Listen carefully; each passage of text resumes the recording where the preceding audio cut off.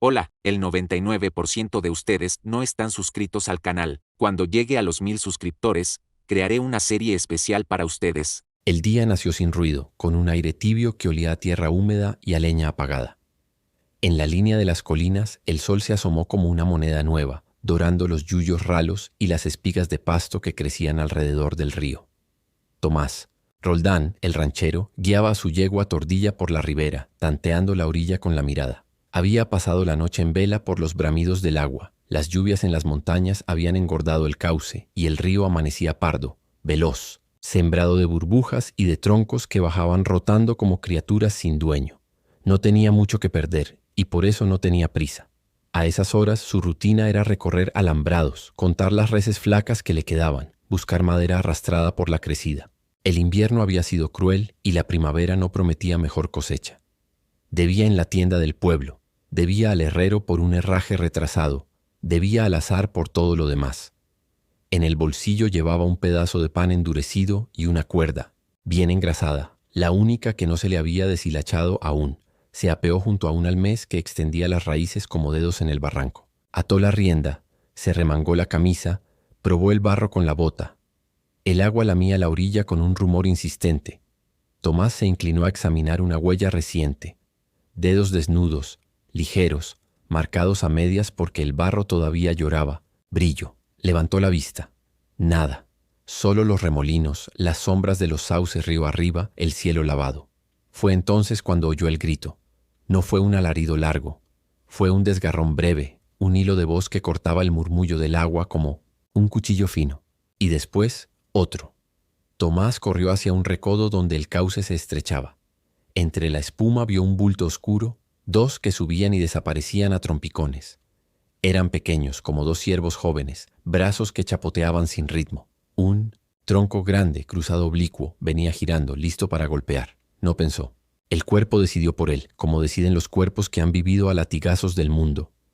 Sacó la cuerda, la amarró al tronco nudoso del almés y se anudó el otro extremo alrededor del torso por debajo de las axilas. Dio 2 vueltas más, apretó los nudos. Sin quitarse las botas, no había tiempo, se zambulló. El agua estaba helada y pesada. Le subió a los pulmones con la primera bocanada fallida, le mordió la piel como si tuviera dientes. Nadó de costado cortando la corriente con el hombro, arrastrando consigo el cabo de la cuerda que empezó a tensarse desde la orilla.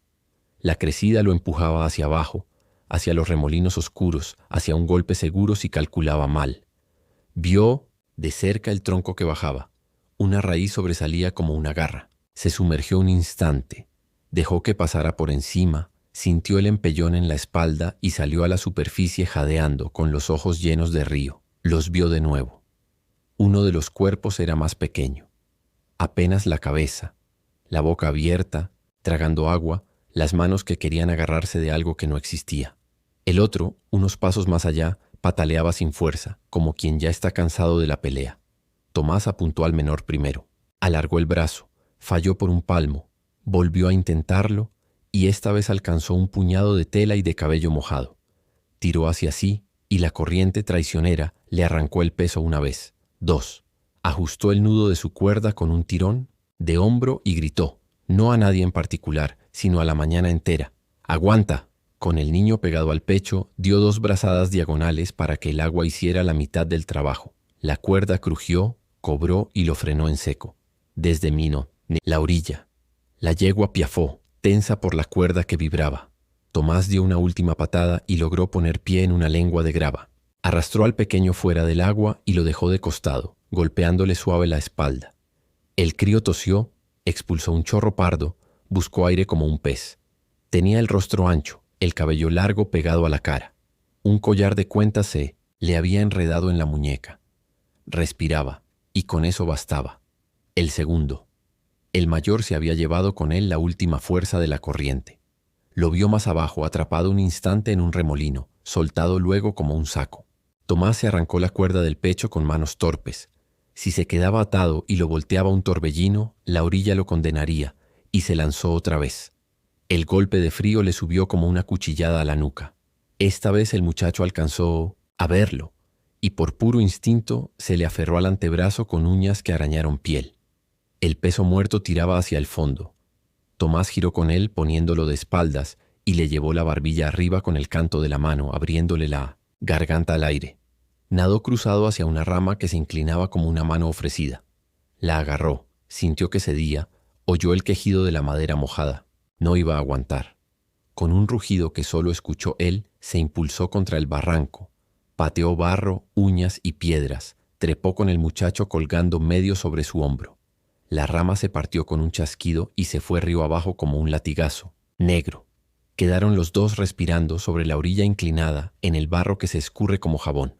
Tomás permaneció largo rato sin moverse, con la frente apoyada en la tierra húmeda. El corazón le golpeaba las costillas como si quisiera salir. El silencio regresó, o más bien volvió a oírse por encima de la sangre en las sienes. El roce de la corriente, un tordo que probaba los primeros trinos, el resoplido inquieto de la yegua. Los niños eran dos, el pequeño, una niña en realidad, lo supo al mirar la forma de sus trenzas, el hilo de cuentas enredado. Temblaba, con los labios morados. El mayor, flaco y huesudo, lo miraba con ojos de animal herido, sin un reproche ni una súplica. Solo aquella vigilancia alertada de ti, quien no comprende aún si está a salvo. Tomás habló despacio en voz baja, como si los sonidos pudieran quebrarse. «Tranquilos», dijo, «ya pasó. Vamos a entrar en calor». Se quitó el poncho empapado y se lo puso a la niña. La envolvió hasta los pies. Luego se desató el pañuelo del cuello y se lo puso al mayor como si fuera una segunda piel. El muchacho lo dejó hacer sin quitarle la mirada. Cuando Tomás intentó alzarlo, pegó un respingo y tensó los músculos como para huir. Tomás entonces extendió las manos a la vista, vacías, y asintió hacia la choza que asomaba entre dos álamos unos metros más arriba, en la barranca. «Ahí hay fuego». No entendió si habían comprendido sus palabras, pero comprendieron el gesto. Los guió lentamente, dejando que caminaran por su pie para que no se asustaran. La niña tropezó una vez. Él la sostuvo por el codo sin apretarla. El barro chasqueaba bajo las botas y los pies desnudos de ellos dejaban un dibujo claro, nuevo, sobre la ribera. La choza era pobre, barro y madera, una ventana pequeña cubierta por un trapo, un fogón de hierro en el centro. Tomás empujó la puerta con el hombro. Dentro, el aire olía a ceniza fría y a cuero. A un lado tenía un catre con manta de lana, al otro un arcón bajo con las pocas cosas que valían algo.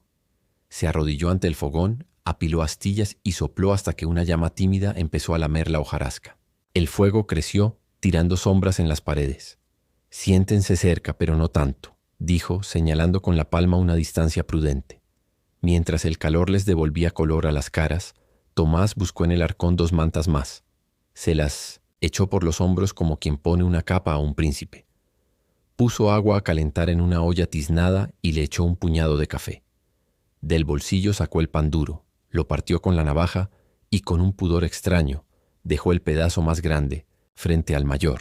El muchacho miró la comida y luego lo miró a él sopesando, hasta que al fin tomó una mordida pequeña con la cautela de quien teme una trampa. La niña bebió un sorbo de agua tibia y al instante la cara se le arrugó en un gesto a medias. Risa, a medias llanto. Tomás no hizo preguntas. Sabía que con ciertas cosas apretar el hilo temprano solo lo rompe.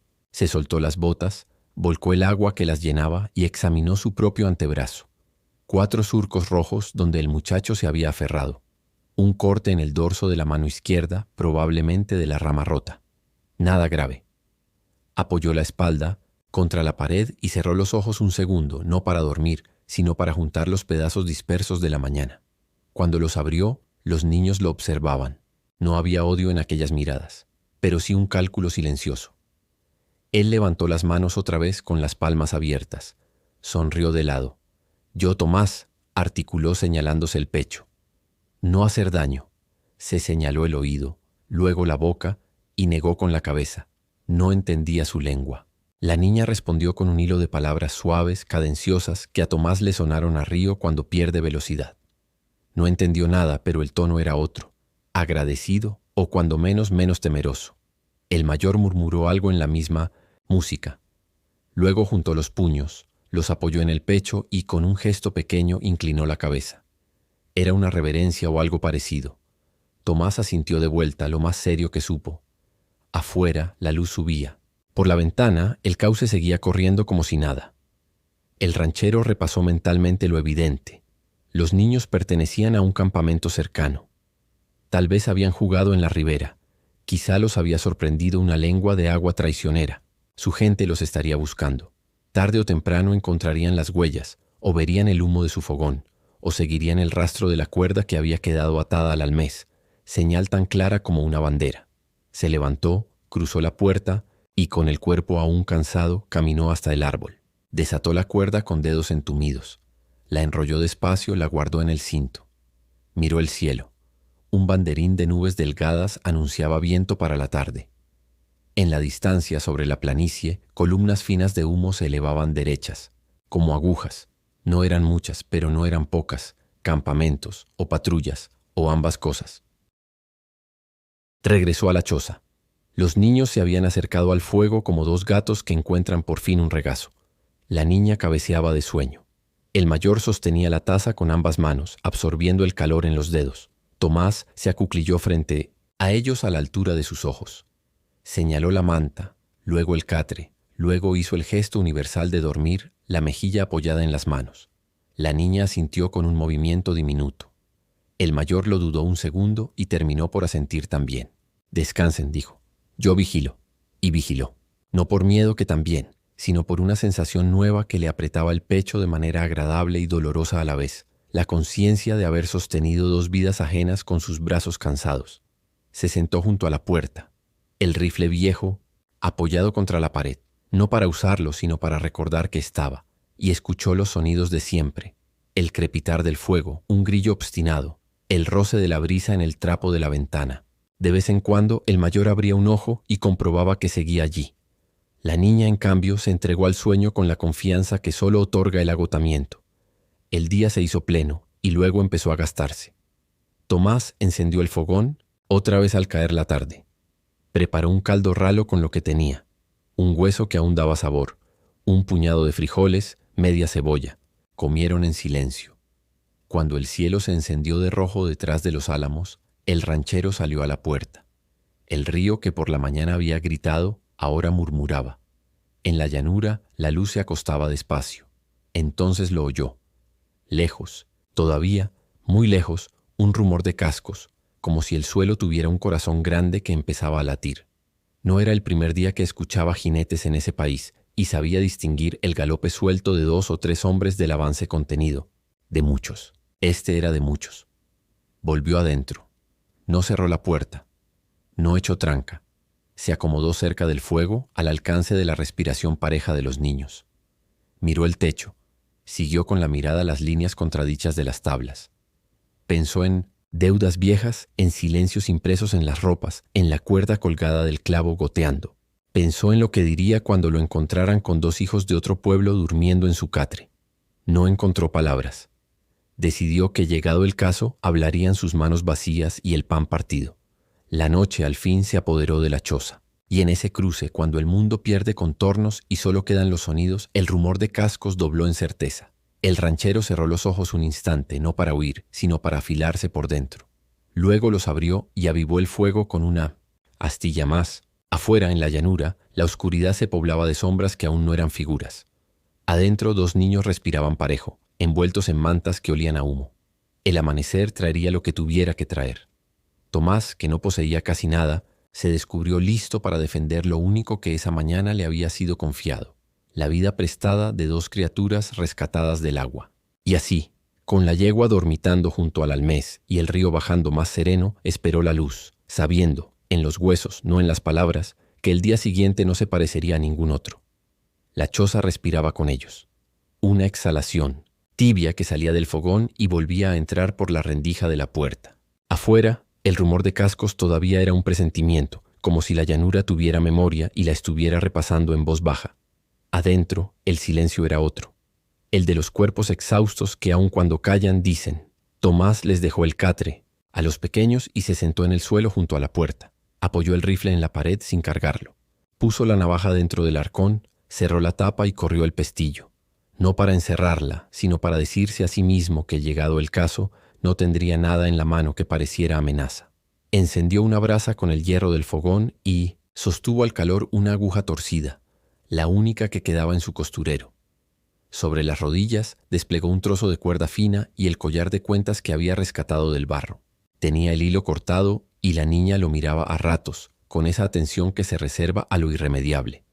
«No prometo dejarlo como estaba», dijo, y el sonido de su voz le pareció extraño en la habitación. Pero a veces lo que se recompone aguanta más. Las manos de Tomás eran manos para arriar, para enlazar, para sujetar una reza contracorriente. Y sin embargo esa noche trabajaron minuciosas, de puntada corta, pasando las cuentas una a una por el hilo, tanteando con los dedos, cuando la vista ya no alcanzaba. A cada rato soplaba la brasa para ver mejor. Y en esos soplidos la niña, que no debía entender ni una palabra de español, comprendía el sentido. Algo roto estaba ocupando su lugar de nuevo. Cuando terminó, ató el nudo junto a una cuenta azul rajada por la mitad.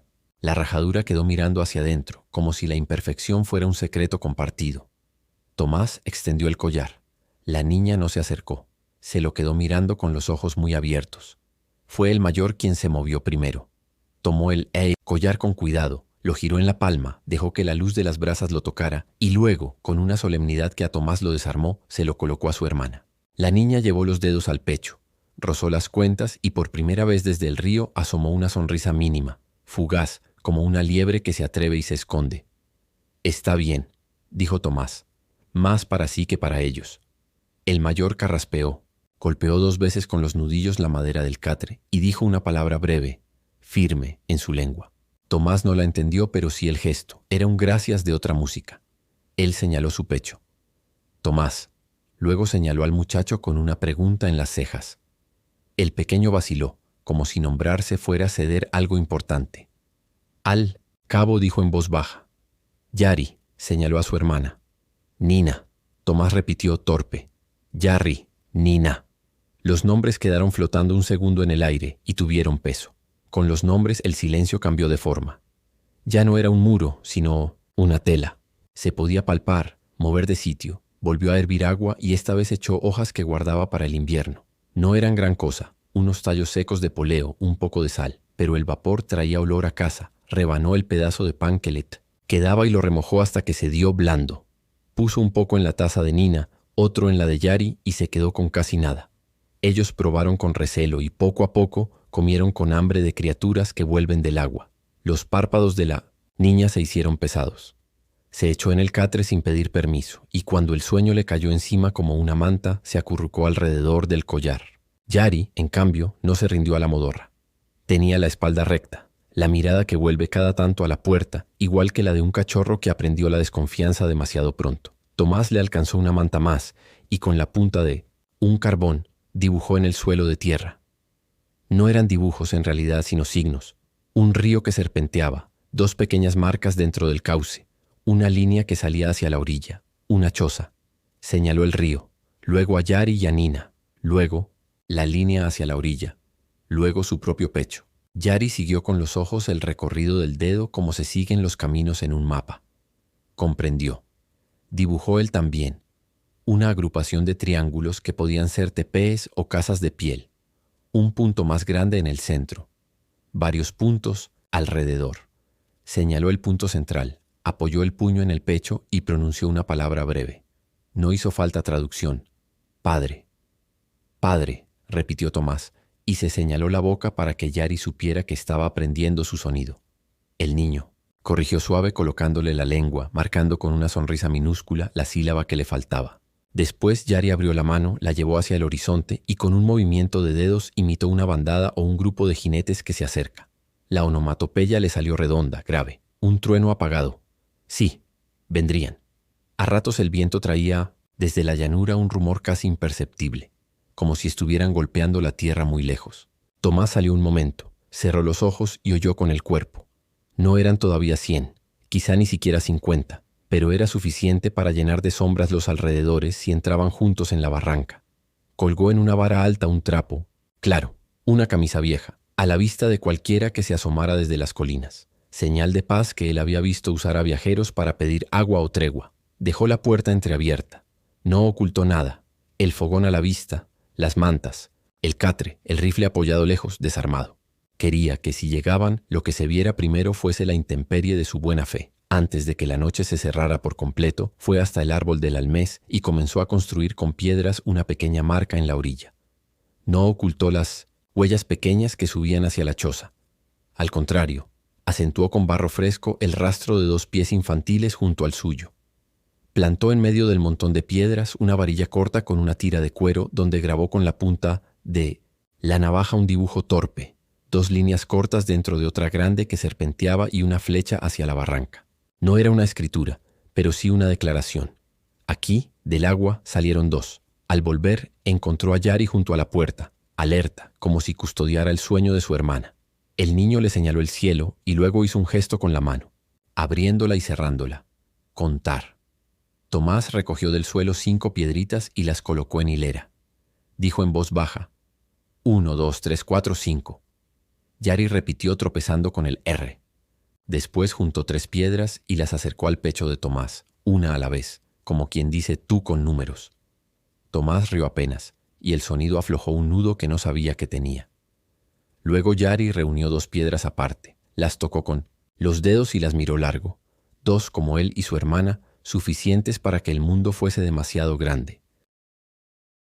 Un rato más tarde, cuando las brasas ya eran apenas ojos rojos y la noche había tomado asiento en la llanura, Nina se removió con un sobresalto. Soltó un gemido, un ruido de agua que vuelve a la garganta. Yari se acercó de inmediato. Le Sietin Tomás puso la mano en la frente y le dijo palabras que no eran caricias, pero la envolvieron igual. Tomás, sin invadir, tomó una jarra, vertió agua tibia en una taza, la endulzó con un resto de melaza que guardaba como para remedio y se la pasó a Yari. El niño la sostuvo para que la hermana bebiera a sorbitos. La respiración de la pequeña volvió a hacerse pareja, como una sierra que encuentra su ritmo. Mi madre cantaba algo cuando yo tenía esa edad, susurró Tomás, no tanto para ellos como para la memoria. Era una tonada corta, de 3 notas. Decía que a los niños hay que llamarles el sueño por su nombre. No cantó. No quería poner en esa choza voces que no le pertenecían ni arrimarles a los niños una nostalgia extraña. En cambio, tarareó apenas, como quien forja un hilo para que se agarre el silencio. Yari, después de un momento, acompañó el tarareo con otra nota desconocida que venía de otra parte del mapa. No era armonía perfecta, pero se parecieron lo suficiente como para que, por un instante, los 3 compartieran una habitación sin fronteras. Tomás aprovechó las horas siguientes para curarse el corte de la mano con un vendaje apretado. Con Pulicio, una tira de manta, improvisó un pequeño apósito para el tobillo de Yari, que se había torcido al salir del agua y ahora, con el cuerpo frío, dolía más. El niño lo dejó hacer con gesto de adulto serio, sin queja. Tomás le enseñó la palabra fuego, tocando con 2 dedos la tibieza del aire sobre el fogón, y Yari respondió con la palabra equivalente en su lengua, breve y redonda. Lo mismo hicieron con agua, pan, casa. A cada intercambio el mundo se acomodaba, ganaba una orilla menos áspera. En la madrugada, la llanura se volvió más nítida. El rumor de cascos dejó de ser un cuento contado por el viento para volverse conteo.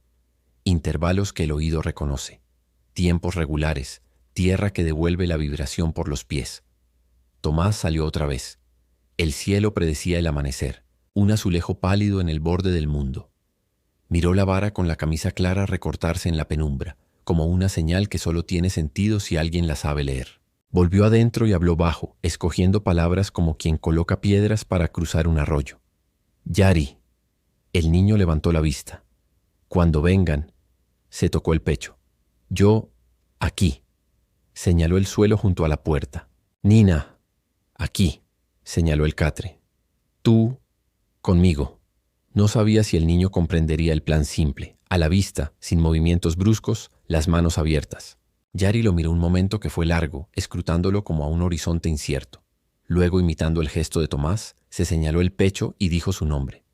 Después señaló a Nina, luego a Tomás y por último, con un golpe de dedos en el aire, dijo la palabra de su lengua para padre.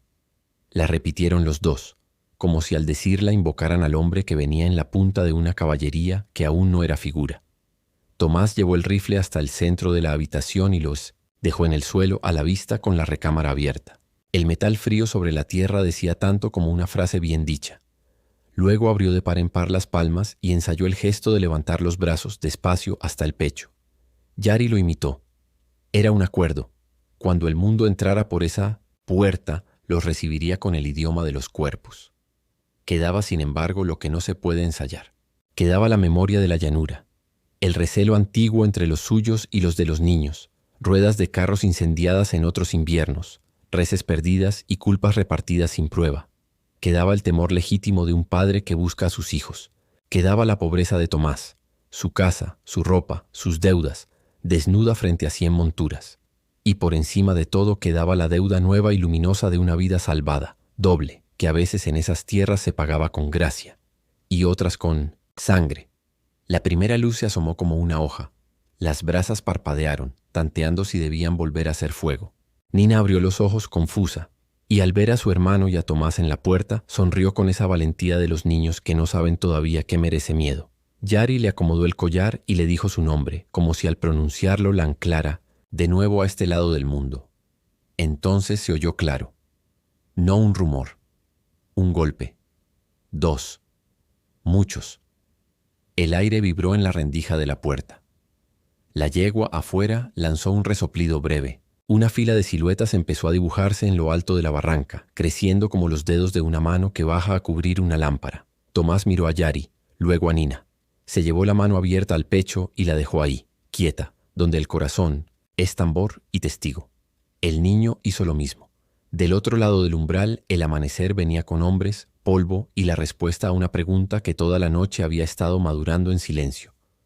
La llanura, al fin, decidió hablar. Y el silencio, de los niños, tejido con pan, fuego y nombres, se tensó como una cuerda bien anudada, listo para sostener lo que estaba por llegar. El amanecer se abrió de golpe, como si el cielo hubiera sido desgarrado por una cuchilla invisible. Un resplandor dorado encendió las llanuras y reveló lo que la oscuridad había venido anunciando durante toda la noche. Una polvareda inmensa que se alzaba en el horizonte, creciendo, arrastrando con ella el rumor de cientos de cascos. Tomás estaba de pie en el umbral de su choza. Había dormido apenas un parpadeo, siempre con un ojo en vela, el rifle abierto en el suelo como símbolo de rendición. Yari se mantenía erguido a su lado con la mandíbula tensa y los dedos apretados contra el costado, como si quisiera contener en silencio la marea que se acercaba. Nina, todavía envuelta en la manta, miraba desde el catre, sin comprender del todo el peso del momento, pero con la certeza infantil de que algo solemne estaba por ocurrir. El suelo tembló primero como un latido, luego como un trueno. Desde Mito-Senton y la colina opuesta, el primer jinete apareció recortado contra el sol. Tras él, decenas más surgieron, como olas de metal, piel y polvo. Llevaban lanzas largas con plumas ondeando, arcos tensados a la espalda, hachas de guerra que relucían. El sonido era atronador. 100 cascos golpeando la tierra seca, retumbando como un tambor antiguo que llamaba a la guerra. Tomás tragó saliva. Todo su ser le pedía retroceder, correr, ocultarse. Pero las piernas no se movieron. Sabía que dar un paso atrás podía leerse como cobardía o engaño. Así que, con un gesto deliberado, plantó las botas en la tierra y levantó las manos abiertas a la altura del pecho, mostrando que no había arma, que no había engaño. Los jinetes formaron un semicírculo amplio frente a la choza, rodeándola como una muralla viviente. Sus caballos bufaban, lanzaban espuma por los belfos, y el polvo se arremolinaba alrededor, oscureciendo la visión. Nadie hablaba. El aire entero estaba suspendido. Entonces apareció él. Desde el centro de la formación avanzó un hombre alto, de rostro marcado por cicatrices y ojos negros como el pedernal. Sus cabellos estaban adornados con plumas de águila y sobre el pecho llevaba un pectoral de hueso y cuentas. No necesitaba hablar para hacerse obedecer. Los guerreros abrían paso apenas con verle acercarse. El jefe desmontó de un salto y caminó hacia Tomás. Cada paso era un golpe de tambor en el silencio. Sus hijos al verlo rompieron la quietud. Nina lanzó un chillido y corrió hacia él, mientras Yari, conteniendo las lágrimas, se adelantó con paso firme. El jefe los recibió con los brazos abiertos, los estrechó contra su pecho y por primera vez en esa mañana dejó escapar un suspiro profundo, cargado de alivio y furia contenida. Los guerreros alzaron un murmullo como viento entre hojas. Una mezcla de júbilo por ver a los niños sanos y de expectación por lo que ocurriría después. Sus ojos, sin embargo, se volvieron hacia Tomás. Había en esas miradas sospecha, resentimiento, el recuerdo de demasiadas ofensas entre rancheros y tribus. El jefe levantó la mano y el murmullo se apagó de inmediato. Sus ojos buscaron los de Tomás. Se encontraron en un duelo silencioso. Un hombre que había arriesgado su vida sin pedir nada a cambio, y otro que en aquel momento evaluaba si esa vida merecía continuar. Tomás habló primero. Su voz no era fuerte, pero tenía la solidez de quien sabe que la verdad es su único refugio. Los encontré en el río. La corriente los llevaba. Los saqué del agua y les di fuego y pan. Eso es todo lo que hice. No añadió nada más. Cada palabra extra podía volverse una piedra en su contra. El jefe bajó la mirada hacia sus hijos. Yari asintió con gravedad, repitiendo en su lengua lo que Tomás acababa de decir.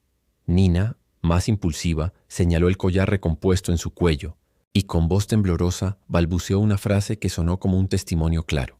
Él salvó. El hombre permaneció inmóvil, absorbiendo las palabras de sus hijos.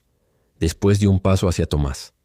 El ranchero sintió la tensión de 100 arcos invisibles apuntándole a la espalda. Podía jurar que si el jefe levantaba apenas un dedo, en un abrir y cerrar de ojos sería atravesado. Pero en lugar de alzar la mano para condenarlo, el jefe se inclinó lentamente, apoyó la palma sobre el pecho y pronunció una frase grave, cargada de solemnidad. Los guerreros, como eco, repitieron la última palabra. Tomás no entendió la lengua, pero entendió el gesto. No era una amenaza, era un reconocimiento. El jefe extendió el brazo. Por un instante, Tomás vaciló. Luego avanzó un paso y estrechó el antebrazo del hombre, con la fuerza justa, sin desafío y sin debilidad. El contacto fue breve, pero suficiente. Los guerreros bajaron las lanzas. El aire se alivió. Entonces, con voz ronca, el jefe habló en un castellano tosco, aprendido. ¿Quién sabe dónde? Hoy deuda grande. Salvaste sangre mía. Vida por vida. Señaló a los niños, luego al corazón de Tomás y finalmente al horizonte, como quien promete que ese acto no quedaría olvidado. El ranchero, todavía con el pulso desbocado, solo atinó a sentir. Los guerreros formaron de nuevo. El jefe montó con los niños a su lado. Antes de girar, volvió la mirada hacia Tomás. No sonrió, pero sus ojos, por un instante, dejaron de ser piedra y se volvieron agua. El semicírculo se rompió. Los 100 jinetes partieron hacia la llanura, levantando otra polvareda. El suelo retumbó hasta que poco a poco quedó en silencio. Tomás permaneció en pie frente a la choza, con las manos todavía abiertas. El río, allá a lo lejos, murmuraba como si todo hubiera sido un sueño. Y sin embargo, sabía que la tierra nunca olvidaría lo ocurrido en esa mañana. Un pobre ranchero, solo en su choza, rodeado por 100 guerreros, había sobrevivido gracias al valor de un acto de humanidad. El sol terminó de levantarse, y con él un nuevo día que no sería igual a los anteriores. El sol ascendía, lento pero implacable, derramando su luz sobre la llanura todavía turbia por la polvareda que habían dejado atrás los 100 jinetes.